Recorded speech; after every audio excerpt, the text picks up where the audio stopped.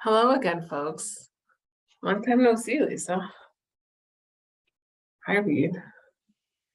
How are we all doing? The webinar is now streaming live on a custom live streaming service. Great. To each their own. Hi. Ms. Gedwiser, we ready to start? Should we? Sure. All right. Okay. Hi, everyone. Good evening. Welcome back to The Sound of Silence with Ms. Miriam Gedwiser.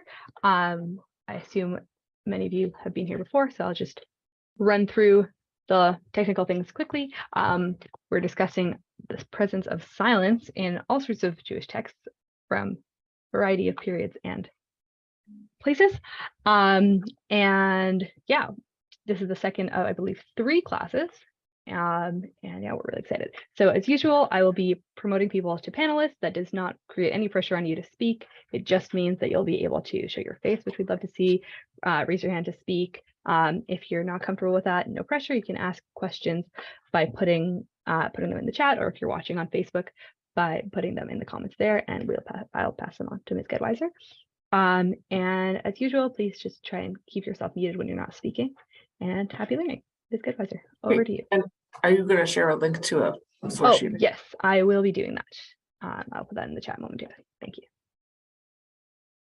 I will use that source sheet just to make sure. Hello, everyone. Thanks for coming back. Okay. Happy Monday. So last time, what I tried to do, I think, just to recap for myself as well, is to show some approaches to silence in the abstract, right? If you have a statement extolling silence, what direction are you going to take it? Are you going to take it in as desisting from bad kinds of speech, lashon hara, or getting, not getting angry at someone when they insult you? Are you going to take it as there's some problem with all speech? Maybe, right, that speech is maybe an inherently physical thing and it's bad, or are you going to sort of turn it the opposite way? Speech is inherently necessary to bring your kavanot out into the world. And I think, depending on what I tried to claim, I think is basically true, right? Depending on the proclivities of the person, the writer, people may treat these things differently. So what I want to do today, maybe next time, is talk a little bit about certain areas of halakha where speech restrictions come up, of practice, where we tell people speak or don't speak, or we have psukim that say speak or don't speak. So today I want to talk about Shabbat, which might not be so obvious. I probably talk more on Shabbat than a lot of other times. I think a lot of people, especially, like that's, you go to Kiddush and you talk to a lot of people. So we'll see. Actually, Kiddush might be a good segue for us. So I'll just show you where we are, and then we'll start. Here we are. So this is our source sheet, right? I'm going to start with some text, a text that may be familiar to many of us from, hi, Justin, did that change the size when I pressed a button? Or it looks the same to you? Like I'm getting a little number change, but it looks the same on my screen. Anyway, a text that may be familiar to some of us from Kiddush. My husband says this for Kiddush. I do not. My shul rabbi says this at Kiddush, but I'm pretty sure he just does that so there could be like a long lag time to make sure everyone's paying attention by the time he gets to the bracha. So this is from Isaiah 58, which I believe is the Haftarah for Yom Kippur, or parts of it are, which is earlier in the chapter. Isaiah is telling the people, stop oppressing everyone, be good, don't feed the hungry, don't go around sort of, performing all these fasting rituals when you don't really mean it, when you're not being good people. And this is one of the ways that the people are sort of not good, is this, right? Im tashiv mi shabbat reglecha. One of the things that you should do is you should restrain your foot on the Sabbath.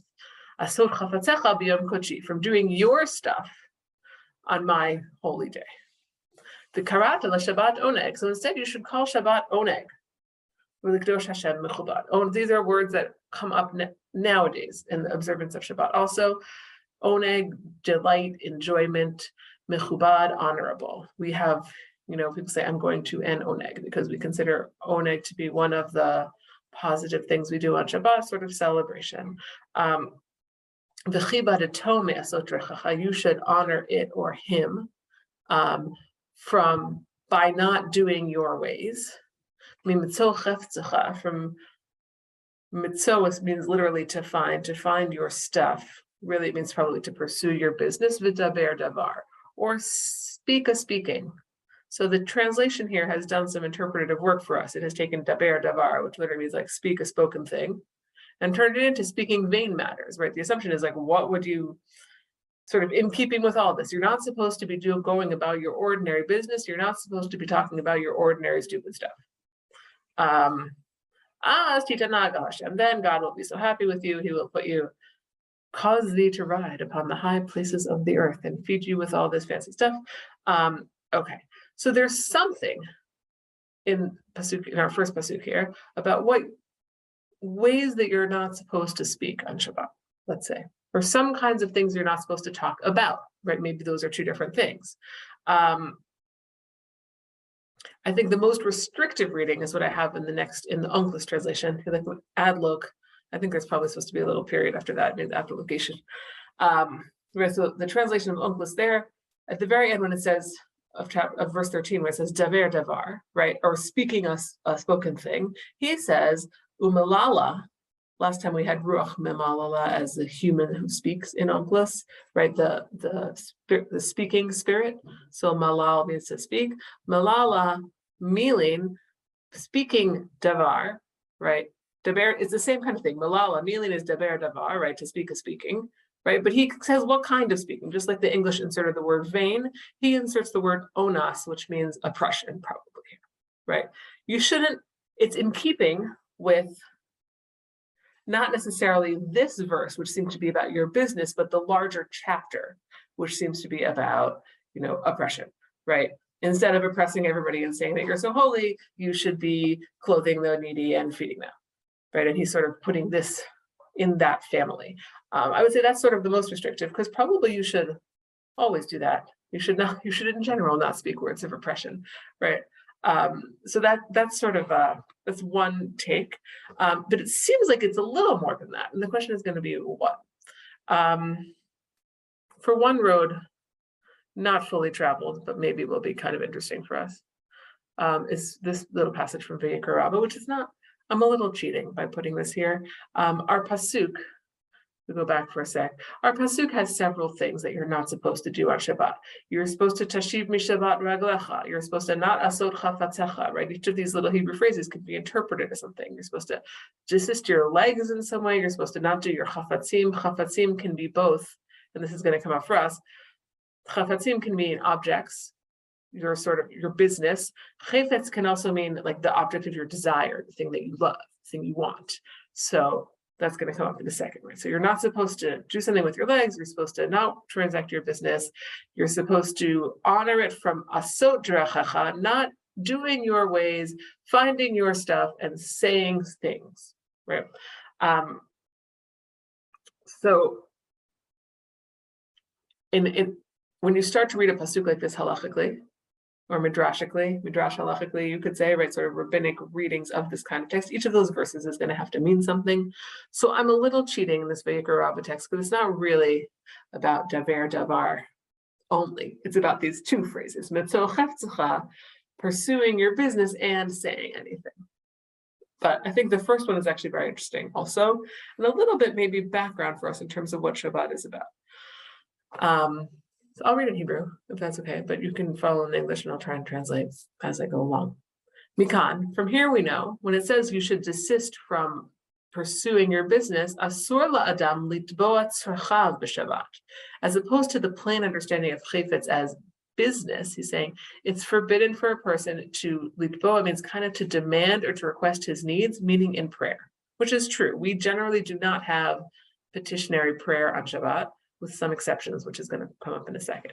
Right, the Amidah, all the sort of petitionary parts, the I want this parts, are taken out on Shabbat. You're not supposed to do that on Shabbat. And that's kind of an interesting thing. It's not really about speech per se, although we do speak the Amidah, but maybe it's a little bit of a background to the kind of things that we're going to cut out, maybe. And then we have this little story. I just like this as a little background. Rabbi Zerabai Kameh to Rabbi Chia bar Abba. Rabbi Zera asked in front of Rabbi Chia bar Abba, Amar le, it seems like this is what Rabbi Zera says to Rabbi Chia bar Abba. Elaine de Amrin Roenu Zunenu Farnsenu. Roenu Zunenu, which some of us may recognize. Right? Those people who say our shepherd feed us and provide for us, which is in Pirkei Avot, right? Pirkei Avot actually does have some requests in it, the Shabbat, and they say it on Shabbat Mahu. What's the deal with them? Meaning, is that okay? All these people are, you just said we're not supposed to make requests on Shabbat, and all these people are doing it. There are other, well, I'll say something else about that in a second. Amar lo, tofes brachot kachi. He said, that's the tofes, like the type, right? The formula for blessings, meaning don't worry about it, they're just saying the regular blessing. There is actually a brisker, I believe, custom not to say the harachamans, right? This is sort of enough to allow you to say the regular Birkat Hamazon through Al Yachasreinu, which is sort of like the original Birkat Hamazon, even though it has some requests in it, but it's not enough to allow you to say the harachamans, which are sort of added on later. So there are some people who don't say harachaman on Shabbat. Fun fact, I went to college with some of that, that's why I know that. Fine. So this is the first thing, is right. One of the things you might not want to say to God is to ask for stuff, right? That's not what Shabbat is about. Shabbat is, in some ways, right, like last week's parsha with the man, a big part of Shabbat is being happy with what you have, or being, I don't know, happy, but sufficing with what you have, not making or adding or even necessarily looking for new things. And then here we have a little preview of one of our future sources on Daber Davar specifically. We have a little story. Rabbi Shimon bar Yochai's mother, Kadhavat Nishtaya Motar Milin B'Shabta, when she would say a lot of words and she used to talk a lot on Shabbat, Hava Amar La Shabtahi, he would say, it's Shabbos. And then she would be quiet.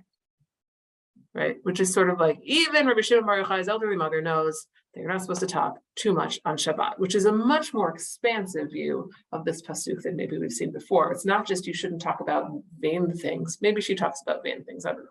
You shouldn't talk about oppressive things. This is like, you should talk less. And as much as we saw last week, maybe some people suggest that that's true in general. In general, you should talk less. You should try and only talk words of Torah. You should minimize talking even about permissible matters of the world. Here it's really, even if you can't do it in general on Shabbos, that's what you should be like. And I think that's sort of pulled out in the Yerushalmi. I want to say something like Vayikra Rabbah is probably also an Eretz Yisrael type source that puts it in connection with the Yerushalmi, but I'm not 100% sure about that. I think the last time also we saw how the Yerushalmi maybe was a little bit more anti-speech or pro sort of, not talking so much. I think we saw that a little bit. I don't know if that's really a trend, but it's a trend in these few sources. So here we're going to have an more extended reading in the Yerushalmi of this passage in Yeshayahu. So Amar Rabbi Abahu, Shabbat la Hashem, Shavot ka Hashem. When we say it's Shabbat for Hashem, we mean you should rest like Hashem. Ma HaKadosh Baruch Hu Shabbat mima'amar. When God rests in chapter 1 of Breshit, the activities that God has been doing are all speech acts. This is one of the things to notice about the beginning of Sefer Breshit. Rabbi Silber will always point out, unlike in the second chapter of Breshit, for example, where God has verbs ascribed to God, right? God forms, God plans. This in the first chapter, God's actions are all speech acts, and then God rests or desists. So just as God has rested from speech, so you should also rest from speech. You could say there's a big difference between our speech and God's speech, right? Wouldn't that be? I mean, like, God desists from speech because that's the way God impacts the world and creates stuff. We don't really make things come into being by words. So maybe this is a little bit of a strange parallel, but that's what it says. And maybe it can cause us to question whether our speech really is powerless. It's true, we don't create ex nihilo by speech, but our speech does impact the world in some way, or certainly impacts us. Okay, now we have a little story, which is not even, we'll see whether it proves this point or not, that you should rest from saying. This must be the Sepharia translation, so you can It's wonderful that Safari has an English for your show me now, but it's not always so rude. Ma'aseh, a story, a happening, b'chasid echad, a pious person, zeyasal l'tiyul b'charmo b'Shabbat. He went walking in his vineyard on Shabbat. V'ra'a sham pirtza achat, and he saw a breach, meaning a break in the wall around it, or a gate, or whatever it is. V'chashav l'gadro b'motzei Shabbat, and then he thought, oh, I should fix that after Shabbat. Meaning just upon seeing it, that was sort of his automatic reaction. And then he said, he said to himself, since I've thought about fixing it, and I'm never going to fix it. How does that make sense?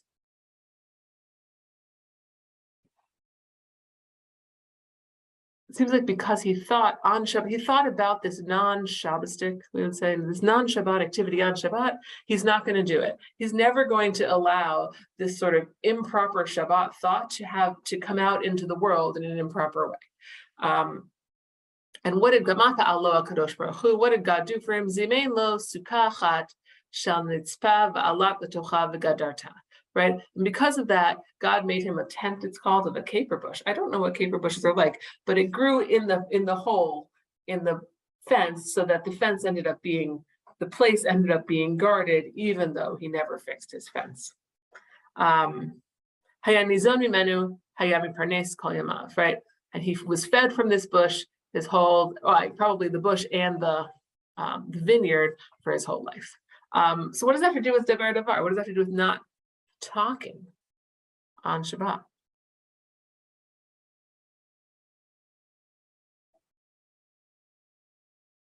I'm going to keep asking questions, but you don't have to answer. But did you want to say something? It's Emily. Yeah, great.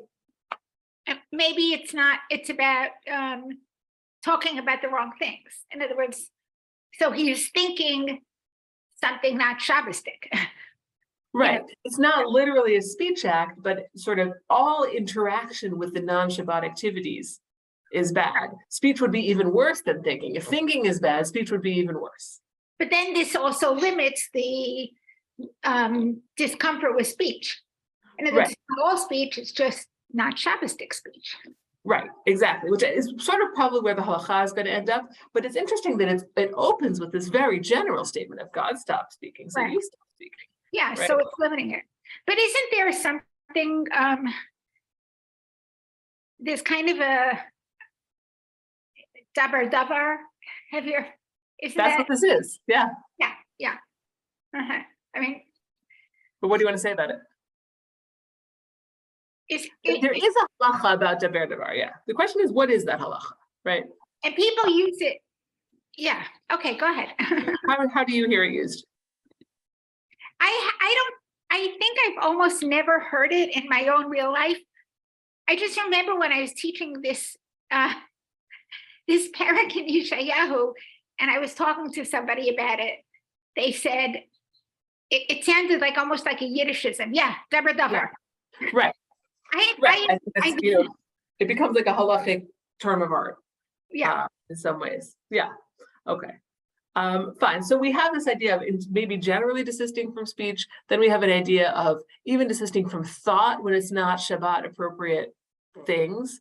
And now I have my little underline section here. Amar Rabbi Chanina, midochak. Rabbi Chanina said midochak means with difficulty. They didn't really want to. Hitir lishol shalom b'Shabbat. They permitted people to ask, to greet. Shilat shalom means to greet.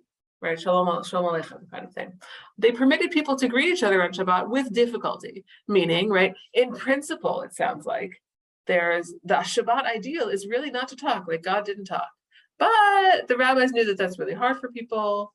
I think we're going to see this come out, right, that there's a sort of a disconnect between the rabbinic class and everyone else about what Shabbat is about.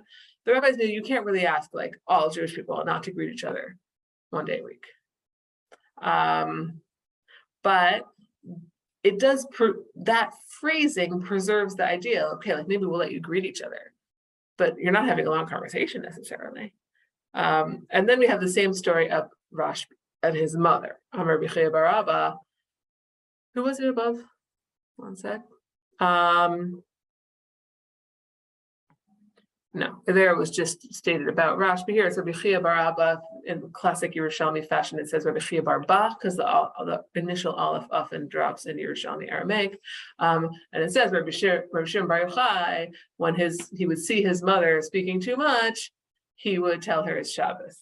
And this story, it's when I actually didn't read the Vayikra Rabbah source until recently. When I first read this story, it was not clear to me whether it was actually on Shabbat that she was speaking too much and he would tell her to be quiet so she could keep this halacha, or whenever she was annoying him, he would say, oh, it's Shabbos, and she would be quiet. The last one is much less charitable, so I'm happy to go with the Vayikra Rabbah version where, right, it's actually Shabbat, and his mother observes this, where maybe she greets people, but she doesn't talk too much. And I think that's where sort of at least this section of the Yerushalmi ends, which is, right, there is some ideal on Shabbat of speaking less. And it's framed here as imitatio Dei, imitating God, who one of the ways that we pull back from the world on Shabbat is that we don't talk. How many people want to incorporate that into their Shabbat experience? Yeah?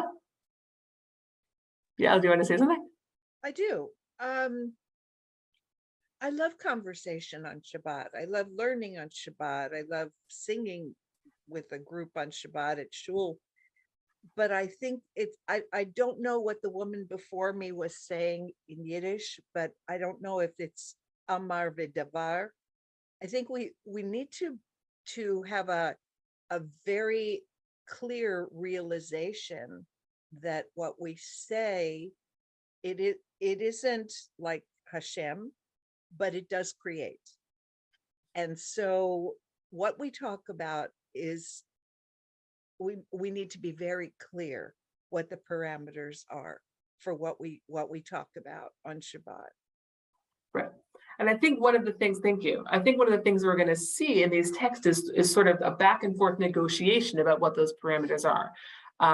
Just to go back to Daber Davar for a second, is the end of our pasuk in Yeshayahu when it says you should desist from negotiating your own business. The Daber Davar, saying a thing, which is translated in English here, saying vain things. But part of the question is, well, which things are you not supposed to say? The phrase is inherently sort of open to that, right? You could read it as literally anything. It doesn't. The other places say, it doesn't even say divarecha, your things, which then you could say, oh, you can't say your things, you could say God things, where it talks about chafatzecha, other things are sort of attributed to you. In this pasuk, daber davar is really very open. It could mean anything, or it could mean something very specific. So that's sort of where that's what becomes like daber davar in the yeshiva world. So it's to me like not talking at all, though. It feels almost ascetic, almost monastic, and it seems like I liked how you said a way that we pull back from the world, but this seems not talking at all seems to be withdrawing from the world. Yeah, I think that it's very unexpected to us. I'm not sure when to mention this. I guess I'll mention this now. When I was in college, my roommate had a connection with this older woman. Maybe she wasn't so old. She seemed older to me at the time. She was originally Moroccan. Like she was born in Morocco. She came to Chicago through Israel, and she every Shabbat did a Tanit Dibur. We'll talk about later, right? A speech fast, and she only spoke Divrei Torah. Like she would not, she would not even say like pass the salt. She did not have, and it was like a very strange experience. And I think that's not what we associate with Shabbat in many ways. And I think we're going to see that tension coming in and out as to. That ideal seems to be in the background in some places, but it doesn't match our Shabbat experience necessarily. And it doesn't match some things that we think of as like positive Shabbat experiences. Like if we're going to see the Bavli, it's much softer about what it's asking for you in terms of your speech. And maybe there's going to be a little back and forth there. But I just wanted to put out there this idea, right, that there's something that's some ideal Shabbat, and maybe this comes back to some of the things we saw last time, right? That like contemplation is an ideal state more than speaking, right? That there's some ideal Shabbat in which you're really just contemplative. What happened to your Shabbat meal is a big part of Shabbat. Those are all questions. Your meal is going to be silent. Like that doesn't seem, it's very foreign to us. So let's see. So the Bavli is also dealing with our pasuk. It says, right? You should honor it from doing your honor it by not going your own way. So basically each phrase, the Talmud Bavli is going to read as telling you something about your Shabbat observance. You should honor it. Right? What you wear on Shabbat should not be what you wear during the week. V'chihad Rabbi Yochanan kare lemane mechbedute, I guess, machbedotai. Rabbi Yochanan referred to his clothes as my mechubad stuff, right? Really, I think it's probably likdosh Hashem mechubad, right? When you honor Shabbat, he calls this is the way I honor Shabbat. And it's interesting, right? It doesn't even say, I think the assumption is it's your nicer clothes for Shabbat, but I know many people who think, and I don't really wear nice fancy shoes anymore, except for very rare occasions. But I did recently purchase a pair of shoes that looks very much like all the rest of my shoes. And I'm like, this is my Shabbat shoes, right? And I think that is a thing, right? I'm not saying like I do that all the time. I wear a lot of other clothes that I share between Shabbat and Chol, for better or worse. But one thing you do is you sort of set aside different clothing. The next phrase from the verse, going your own way. Right? You shouldn't walk on Shabbat the way you walk during the week. Right? There are other places where it talks about what they call it in the yeshiva world again, like psiagasa, sort of like big steps. You don't walk like those businessmen like this, right? You're supposed to walk in a leisurely way. Your whole way of being is different.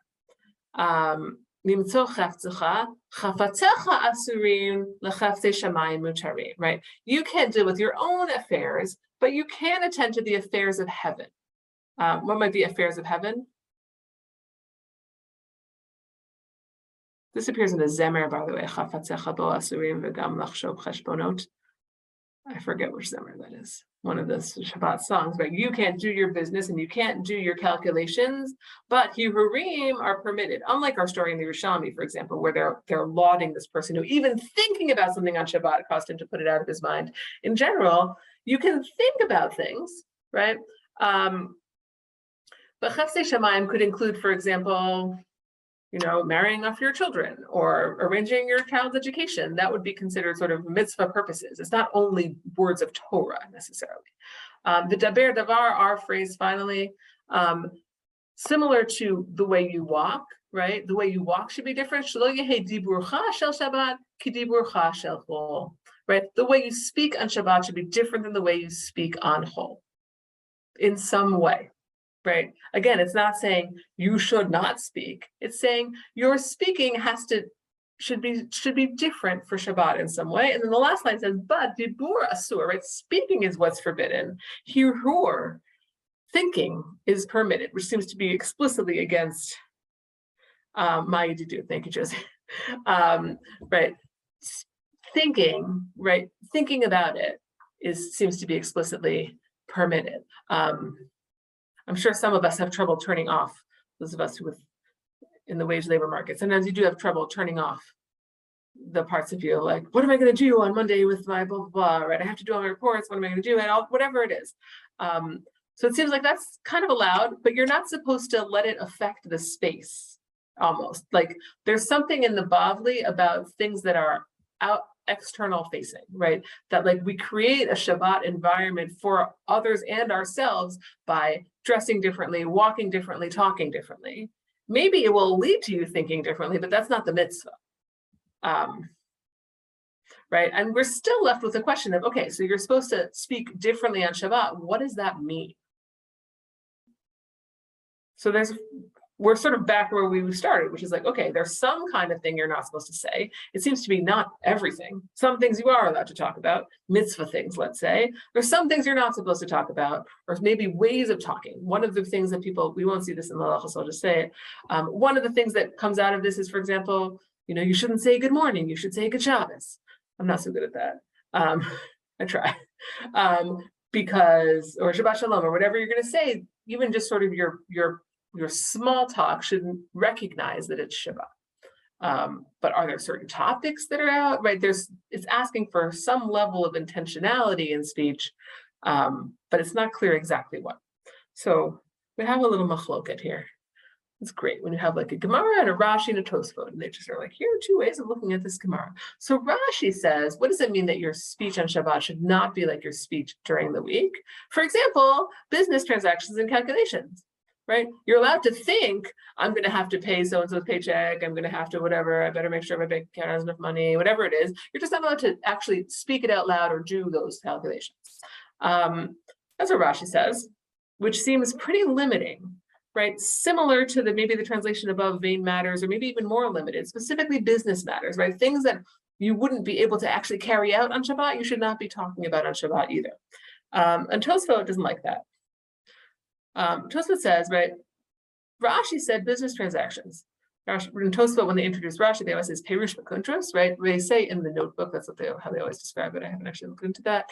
Right, the Rashi they have sort of had Rashi as like their text, and then the Tosafists talk about it. So Kigon Rashi says it's like business transactions. Ve'ein nira le Rabbeinu Tam, but that doesn't seem right to Rabbeinu Tam, right? Right? We already actually have a prohibition on business transactions from earlier in the pasuk when it says from going about your business. That's what it means about don't do business transactions. Daber davar has to be something additional. The thing you're talking about has to be something not already covered by one of the previous clauses. Ella Omer Rabbeinu Tam, rather, Rabbeinu Tam says, this is a very nice Tosfot structure for those who are interested and who like Tosfot, right? It's like, Rashi says this, here's the problem with that, here's my alternative solution. K'da'amar b'Vayikra Rabbah, as it says in Vayikra Rabbah, which we saw in Vayikra Rabbah and the Yerushalmi. Rabbi Shimon Bar Yochai, Havale Ima, Savta, right? He had this older mother, she used to talk a lot, and he would tell her Shabbos and she would be quiet. It doesn't mean that you're not supposed to talk about certain things. It means you're not supposed to talk as much. And right, and then he quotes the Yerushalmi where they said, and he has a slightly different phrase, B'torach instead of B'dochach, but okay, right? They with difficulty permitted even greeting on Shabbat. So Tosfot thinks that our Bavli is close to the Yerushalmi, right? It's close to this idea of you should talk less. When it says you shouldn't talk on Shabbat the way you talk on weekdays, it means you should talk less on Shabbat, and maybe to someone in an extreme degree, just less. Whatever it is, just less of it. Almost to the point of like greeting, okay, greeting, but not really more than that. So that's, in some ways, I think that Tosfot's question on Rashi is a good one, which is, it seems like it has to be more than just not talking about business transactions, because that is covered in other statements, but that doesn't mean it has to be this far, right? Maybe you shouldn't, right? For example, when we say you're walking on Shabbat should not be like you're walking on weekdays, we don't mean you should walk less. Maybe we mean you should walk slower, you should walk more deliberately, but we don't necessarily mean just stay home. So I think there is some sort of a middle ground here that is possible, but it seems like Tosfot is also looking for a textual anchor, and we have a text that's a little more extreme. So where does that leave us? A few things, right? We've seen a few possibilities for what daber davar, the way you're supposed to modify your speech or limit your speech on Shabbat is, and it's a little inconclusive, right?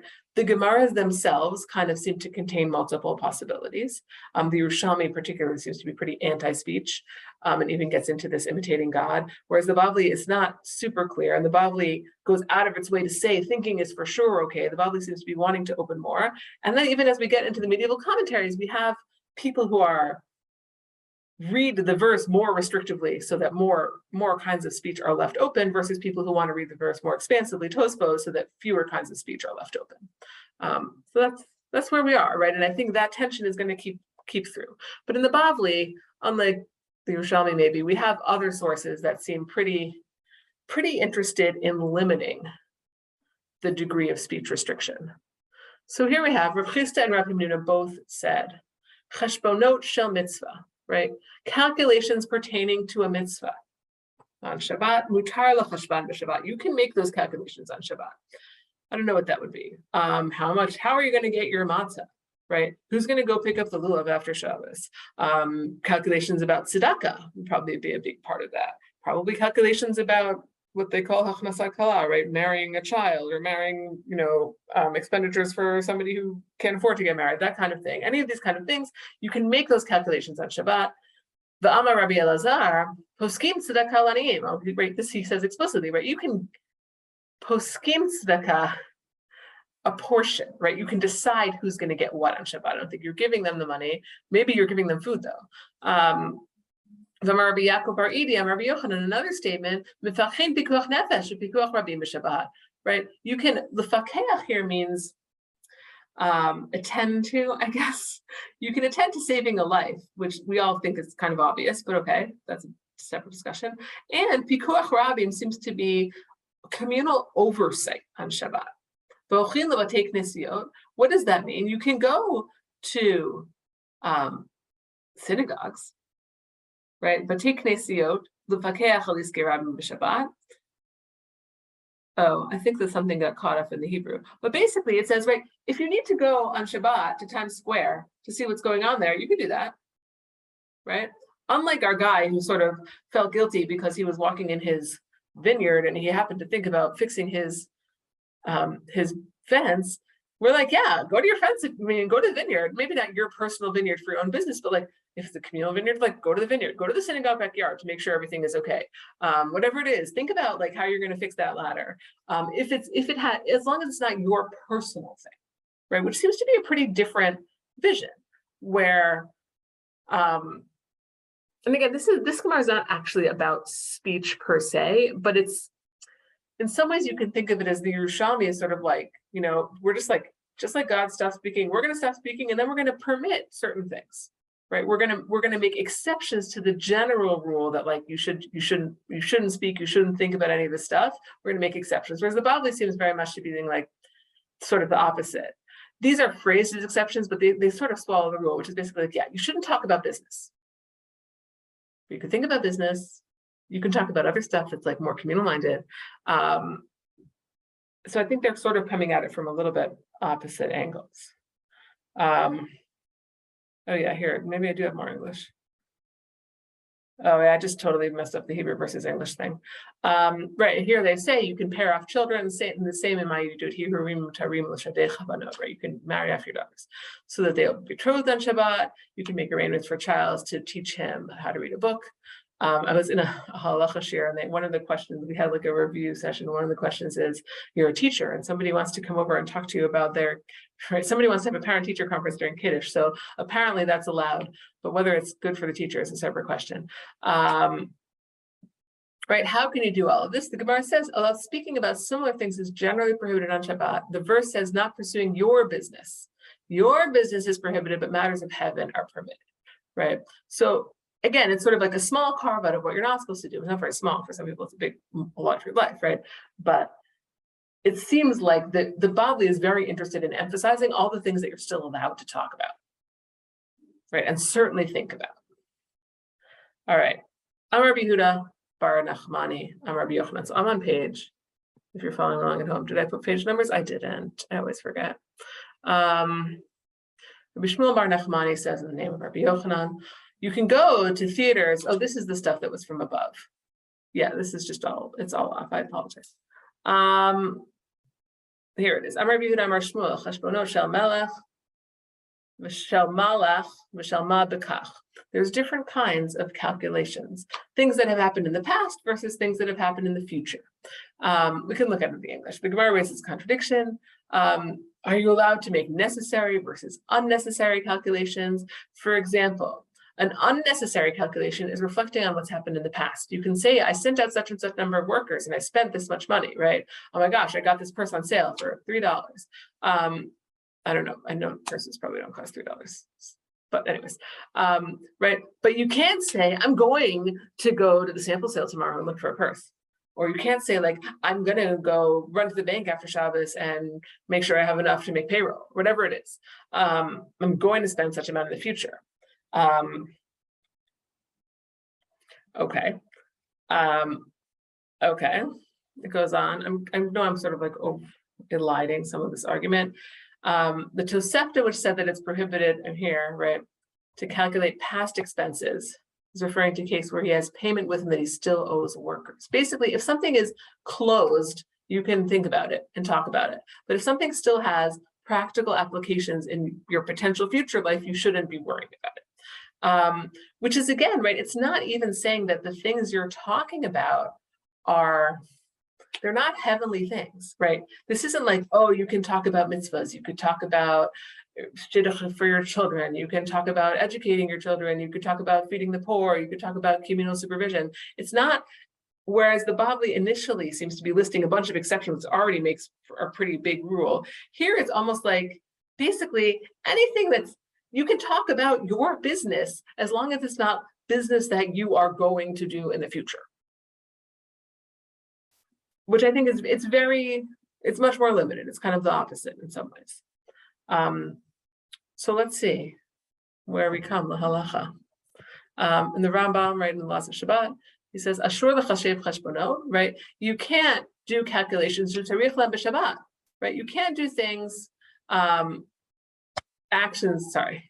accounts that he requires. Cheshbonot meaning things that you need to worry about. Bein shavar, bein sha'atid liyot, right?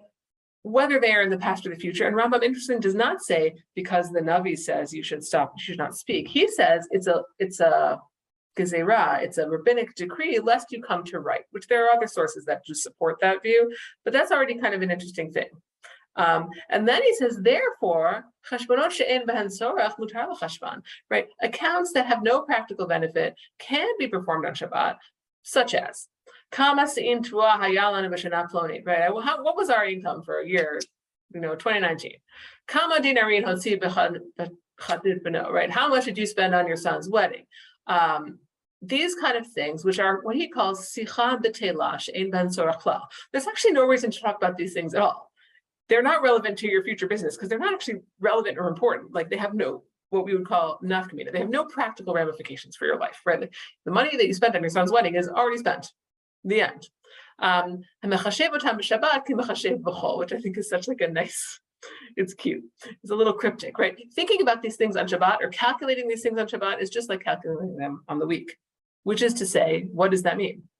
What does it mean to be just like calculating them on the week? You could say like, oh, so it's permitted. But if you remember our Rambam from last week, you could also say it's permitted, but the Rambam doesn't want you to spend a lot of time thinking about things that have no purpose, even if they're permitted. So I feel like there might be like a little subtle dig there of like, it's permitted, but like it's not actually good. Like you have better things to do with your time. And the Rambam, I think, makes it a little bit elsewhere. So the next chapter in Hilkhot Shabbat, he comes back to our case about davar and davar. Mutar la'adam, and this is where the halacha sort of ends up in the Shulchan Aruch as well. Mutar la'adam lamar lepoel. You could say to a worker, "Hanir eshita modi mi la'erev." Do you think I'll see you tonight? Something like that. Like, hey, come over tonight, right? Aval lo yomar lo hey nachon li la'erev shenimtza hilchot b'Shabbat. You shouldn't say, "Be ready for me in the evening," because that's doing business, right? You can sort of say in an indirect way, "See you tonight." But you can't say, okay, I'll pick you up at 7. That's a little bit, I mean, I don't know if I think that's going to come up later, but that's I'm making two distinctions. One is direct and indirect, and one is actually using verbs that are malachas, which will come up in a minute. Right? It's forbidden to run and jump on Shabbat, as we say, right? Which in our Bavli meant, right? You shouldn't walk the way you walk during the week, which means you shouldn't run and jump. This comes up in the Gemara that we skipped, right? What does that mean? The Gemara suggests maybe you shouldn't walk over rivers, maybe you shouldn't take 2 big steps. So you can do that if you have to, basically. And then he gets to our verse, davar davar.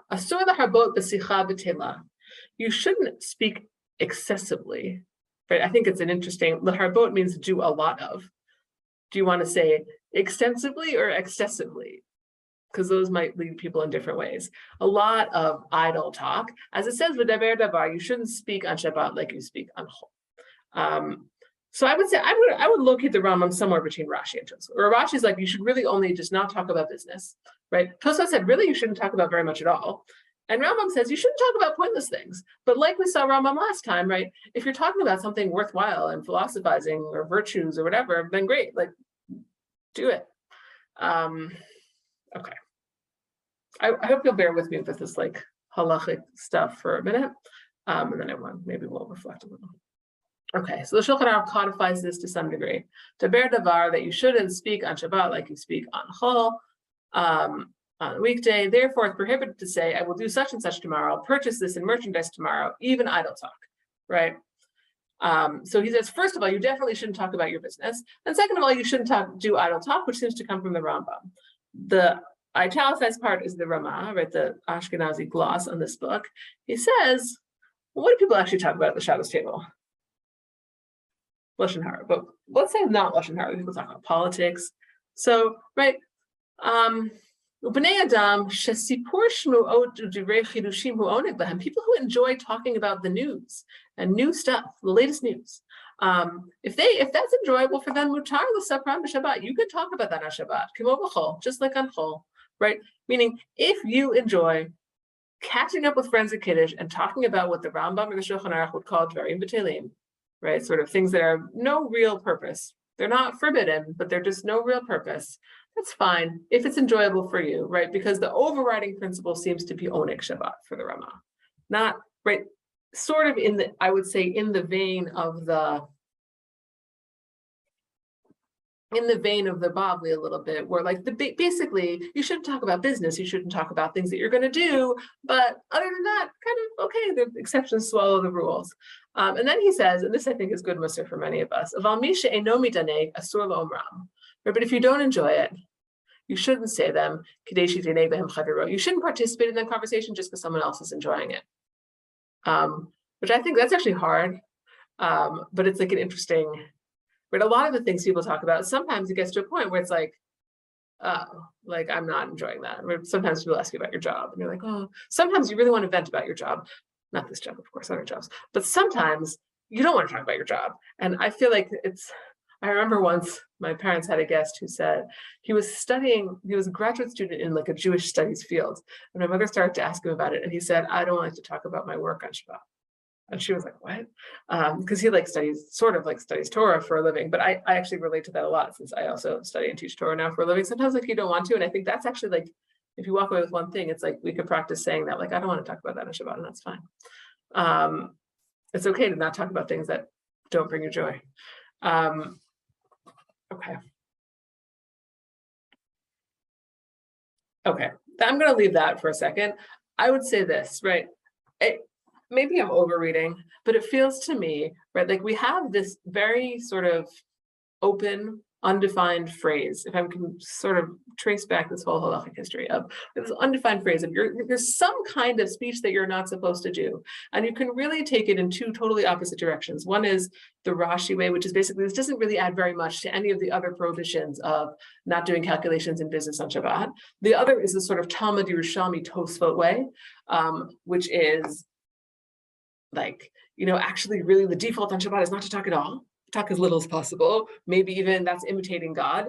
And I sense that the halacha, even starting the Yerushalmi, when it says they with difficulty permitted speaking, that there's a negotiation always here between some sort of ideal, which maybe works for some small cadre of Talmidei Chachamim, and like people's actual Shabbat experience, right? I don't remember seeing them, but right, there's Chuvot about, like having Kiddush, having Shabbos parties, not Shabbos parties exactly, but onegs, where like the rabbis are kind of like, no, Shabbat is not for like going and gossiping with your friends. And the people are like, oh, yes, it is. Right, and you see that in the Ramah also, right? The Shulchan Aruch is a little more in the Yerushalmi vein of like, less talk is better. And the Ramah's like, no, like if you like talking about like, politics, talk about politics or whatever it is, reality TV, I don't know. Latest news, like I think that you sort of this negotiation is happening back and forth. Sometimes you can wonder, like, okay, so like basically rabbis have just accommodated people and not force them to be mindful of what they're saying. Like who was speaking before? I forget who spoke before. I'm sorry. Like the Elspeth tried to say before, right? Like there is something to be mindful of. I don't know if I'm putting words in your mouth, but there's something to think about here in terms of what do you do on Shabbat, right? It shouldn't just be like another day. But at the same time, they don't want to be too onerous about that, right? And like if you sort of collapse it to almost like things that you enjoy, it does certainly ask you to at least be mindful of like, what if you're not enjoying a conversation that everyone else is having? Like, are you going to opt out of that? Can you opt out of that? Can we have vocabulary for people to just be able to opt out of that, especially on Shabbat? I think that would be like a good thing. And I think that you can sometimes, like I said, I have to work on it, right? You can just practice. I don't want to talk about that on Shabbos. That's fine. Not like when I was growing up, my grandmother would say, like Shabbos nishkaret, and then talk about the thing you're not supposed to talk about on Shabbat, right? Not to talk about it on Shabbos, but the thing that you actually, right? But like to do the opposite, actually not to talk about things on Shabbos. It is there. And I think that kind of negotiation, on the one hand, sort of like we recoil a little bit from the excessive or the seemingly very intense, like, yeah, you're just like not interacting with the world in speech on this day. Or even the like, you're only similar to last time, right? You're really only going to talk about Torah. You're really only going to talk about Torah. You're not going to talk with your friend about like how their week was and how their kids, whatever thing happened this week and all that kind of stuff. And did you ever get your car back and that kind of thing? I think that back and forth, even if you end up landing in a place that's not that different from sort of an unexamined Shabbat practice, maybe it's useful to have done that exploration because it can help us like think a little bit differently about some things as they come up.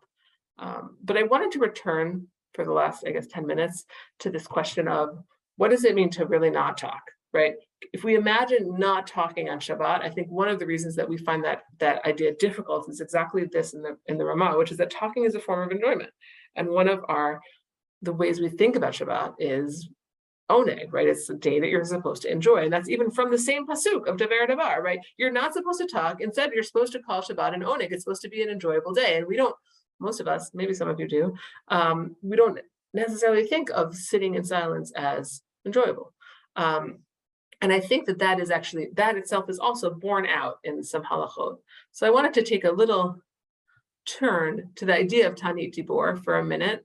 Tanit Dibor, those words don't really appear, as far as I know, and like we've shown him so much, that's what people say, right? It sort of comes up a little bit more in the last, like maybe 400 years, as a sort of a pietistic practice of not speaking.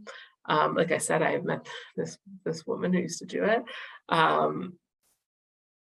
And here it is. So here's the Shulchan Aruch speaking about taking on fasts.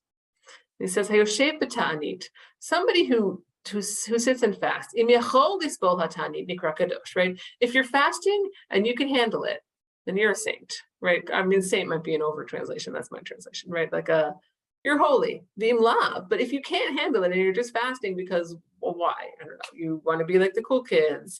You have an overly guilty conscience. There are lots of reasons you might do it. Right? You're not actually strong enough to do it. You have to know yourself, and you're not supposed to just torture your body to the point of illness, right? That maybe there's, well, one thing we have to think about is what is the benefit of fasting if you can handle it? I don't know if people have thoughts about that. This is going to get back to speaking, I promise.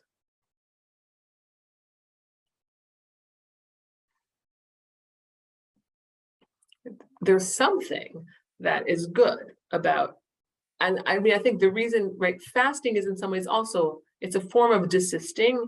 It's a cousin of Shabbat, almost. Not exactly, but almost. And I think the way the Mishnah Berurah frames it, he quotes the Gra, but okay, is going to bring that out a little more, which is this. Nikra chote, what does it mean he's called a sinner?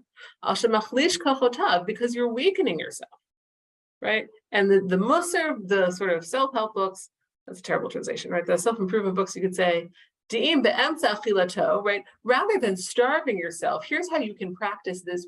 What are you getting at when you're interested in fasting, right? I think that in some ways, what the Shulchan Aruch is talking against is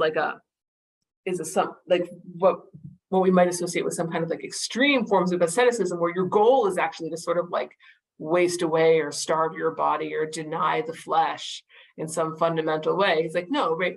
Maybe fasting can be a tool for improvement of your soul, but it's a tool. And so what the Mishnah Berurah says is actually like, here's another way to have that same kind of improvement without starving, which is in the middle of eating, while you're still hungry, stop.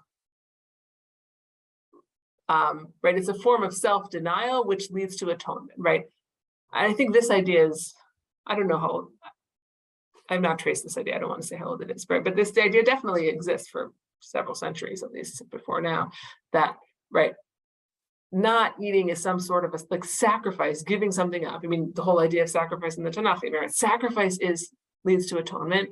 Giving up some physical thing of yourself is a form of sacrifice, right? So rather than sort of like actually weaken your flesh and fast, we say like, okay, just like eat less, right? Don't take that last piece of cake or that last tuna melt or whatever I had for dinner. And that's sort of that itself, exercising that muscle of sacrifice is still good. Okay.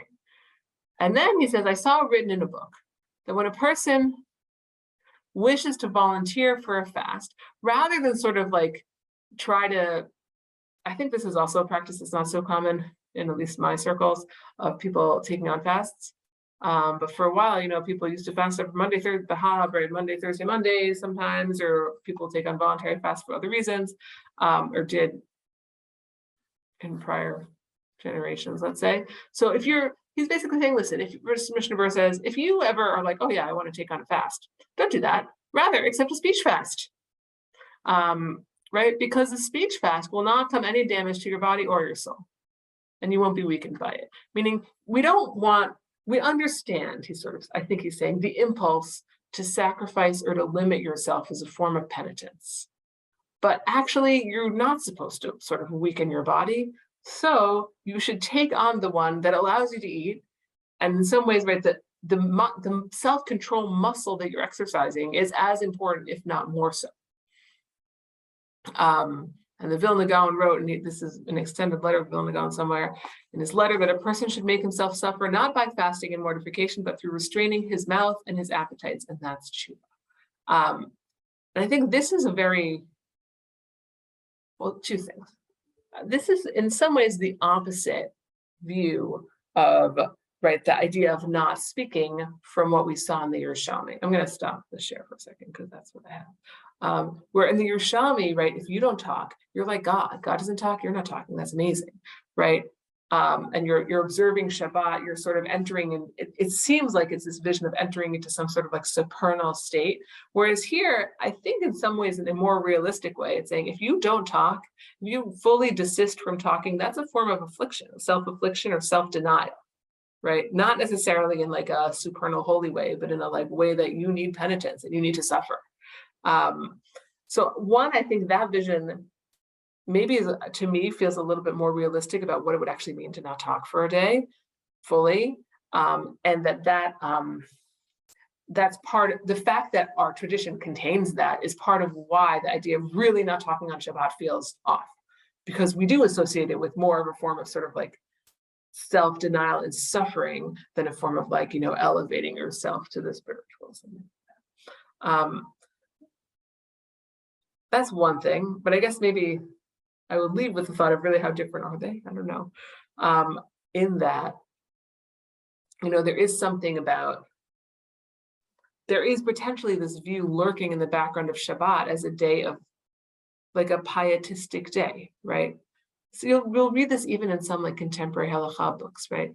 You know, can you play games on Shabbat? Well, technically you can, but really you shouldn't because you're supposed to learn Torah all day. Which like, that doesn't really, some people in my family play a lot of games, so I don't know what that would be. But right there's some other vision of Shabbat out there that I think is maybe aspirational or too aspirational for many of us, but it's just something to think about, where like it's less sort of like a regular chit-chatty kind of day or ordinary socializing. It's more sort of like intentional, purposeful, like sort of what I was saying earlier, right? When you talk about something, it's for a reason on Shabbat.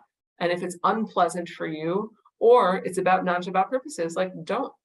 And even if you, in sort of like the most permissive strain, like the you know, like the Bavli through Rashi and Ramah, where they're allowing a lot of talking, there still is a level of mindfulness that I think it's asking of us that maybe can be helpful to some of us. And even if it's, you know, that's one thing. And second of all, this idea lurking in the background of a totally different kind of Shabbat, and maybe a different, some stage in life, maybe that will be right for some of us, of, you know, like the Shabbat that's really it's not social at all, right? Like basically it's like prayer and tefillah, like tefillah and Torah, and that's it. Long walks on the beach. So with that, I will take comments or questions for a minute or two. Thanks. I have, so when you say, you know, this, you know, the idea that fasting is a cousin of Shabbat, and some of the things that you just discussed bring us back to the Perek in Yeshayahu. Yeah. where they are paired.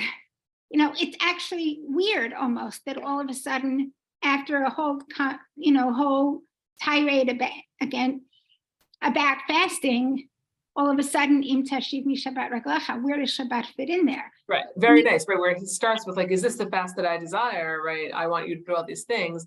There is a common thread of sort of like self-control.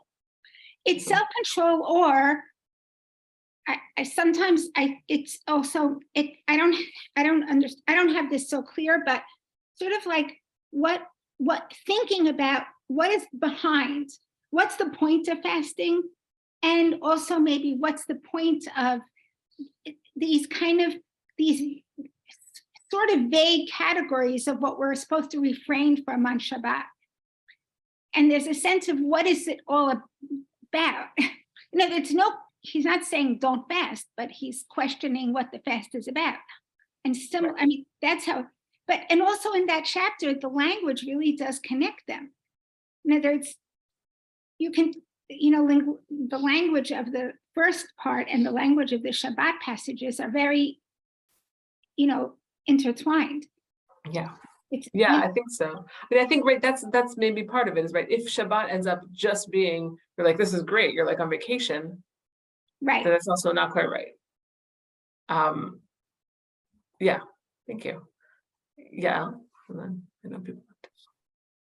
Well, I have some issues with some of the things that the rabbis spoke about. And it seems to me that one thing that was ignored in all the things we read today were, what's the spirit of Shabbat?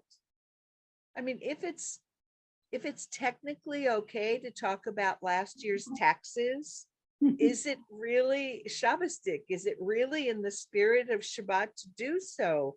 And is it, I think that that's one of the things that we left out, that we didn't get to yet. And maybe this is a good time to do it, is saying, what is the purpose? What's the gift of Shabbat? What is God giving us Shabbat for? And it's to be rejuvenated with a JEW maybe. And so these asurim are to guide us into this theme of what will enhance our spirituality and feed our heart. And so I think looking for technical loopholes is missing the point. No, I appreciate that, and thank you for making that explicit. I think that in this area, right, one of the things that's interesting to me, at least, is that I think where the halacha kind of ends up is that, like, it's not going to tell you that it's forbidden to do XYZ on Shabbat, right? But it is still, I think, trying to push you in that direction a little bit, right? If you go through this, which is like, it's not like, oh, all fine and dandy. These other things are still out there, right? Or even the story about the man with the vineyard, right? There's something out there which is like, yeah, it's permitted. You don't have to feel guilty. You don't have to do tshuva. If you say like, hey, how was your week? And you're like, oh, I got into a car accident, and you have a whole conversation about that, right? That's okay. It's just not the best, right?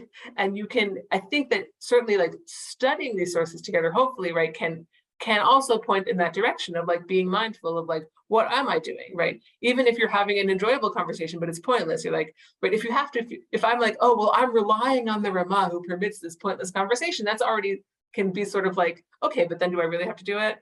I hear what you're saying, that like, but I think that even that vocabulary can kind of help you in that direction of like, it's not, and on the one hand, you don't want Shabbat to be a burden, and different people sort of, you want it to be accessible to people even who are not ready to spend their whole day in Torah study group or whatever it is.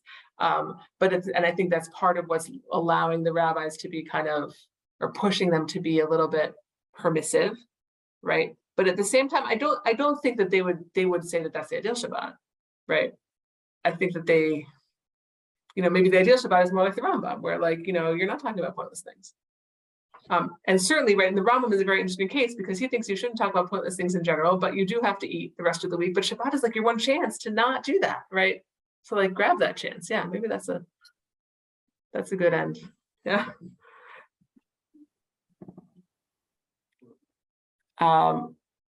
Sorry. Somebody used to do Tanit Dibor The answer is always to speak more than to eat. Yeah, I think it's very hard. Yeah. Amazing. Okay. Thank you all for your contributions and thoughts. I hope maybe this, I don't know, I hope it brings food for thought for your next Shabbat. Even though I think, I'll say it again, right? Even though sometimes when the halacha doesn't land in a place that like requires a certain sort of reflection, the conversation around the halacha can still spur us to bring that to our own Shabbat. That's what I would say. All right. Thanks everyone. Lalato. Thank you so much, Ms. Gedwiser. I'm going to keep my camera off because it's been acting very strangely. Yeah, thank you so much to everyone who joined us both here on Zoom and on Facebook. And I want to just give a quick plug to some really exciting stuff we have coming up. First of all, this class continuing next week, next Monday. That's exciting. As well, this week, our conversations on the Parsha will be led by Rabbi Alex Israel. So that's really exciting. So please check that out. As well, we still have registration open for our online Talmud Shir with Dr. Shana Strach-Schick and 2 Yiddish translation workshops with Mr. Daniel Kraft. So those are private, so you have to register for them, but open to people of all skill levels. Anyone who feels ready to participate is welcome. So please see drisha.org for that and all the other really exciting upcoming programs. So thank you again so much to Ms. Gedwiser, and see you all soon. All right. Thank you, Thanks Miriam. all. Thank you, Ms. Thank you. Nice to Gedwiser. see It you was all. wonderful. So Thank much. you. Thank you. Fabulous. Nice to meet you. Bye-bye. Regards.